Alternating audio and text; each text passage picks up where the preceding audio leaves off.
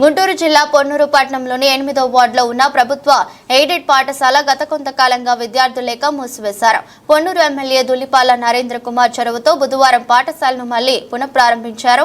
పాఠశాలను అభివృద్ధి కృషి చేయాలని అధ్యాపకులకు దులిపాల సూచించారు. ఎంఈఓ శ్రీనివాసరెడ్డి, విద్యార్థులు, అధ్యాపకులు, తెలుగుదేశం, జనసేన, బీజేపీ కూటమి శ్రేణులు పాల్గొన్నారు.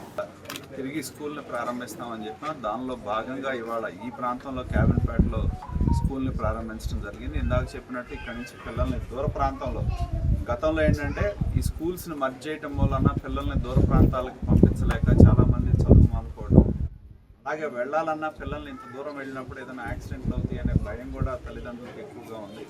మరి అవన్నీ కూడా లేకుండా ఉండటానికి, ఎందుకంటే ఈ ప్రభుత్వం వచ్చిన తర్వాత చంద్రబాబు నాయుడు గారు ముఖ్యమంత్రి అయ్యి ఇవాళ విద్యాశాఖ మంత్రిగా లోకేష్ గారు బాధ్యతలు స్వీకరించిన తర్వాత పేద పిల్లలకి మెరుగైన విద్య ఎలా అందించాలి, విద్యను ఎలా అందుబాటులో ఉంచాలనే లక్ష్యంతో పనిచేయడం జరుగుతూ ఉంది.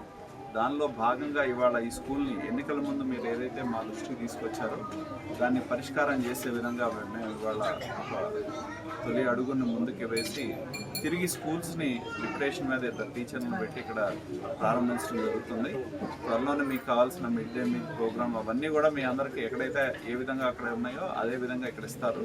కాబట్టి నేను కోరేది ఏంటంటే ఇక్కడ ఉన్న మీ అందరూ కూడా ఇంతకుముందు దూరాభారం పంపించలేక పిల్లల్ని చదివించడం మానేశారు. ఆ పిల్లలందరినీ కూడా దాదాపు 80 నుంచి 90 మంది ఉన్నారు ఇక్కడ చిన్న పిల్లలు. ఆ పిల్లలందరినీ కూడా పంపిస్తే చక్కగా వాళ్ళకి ఇక్కడ ఉన్న టీచర్లు కూడా విద్యని అందించడం జరుగుతుంది.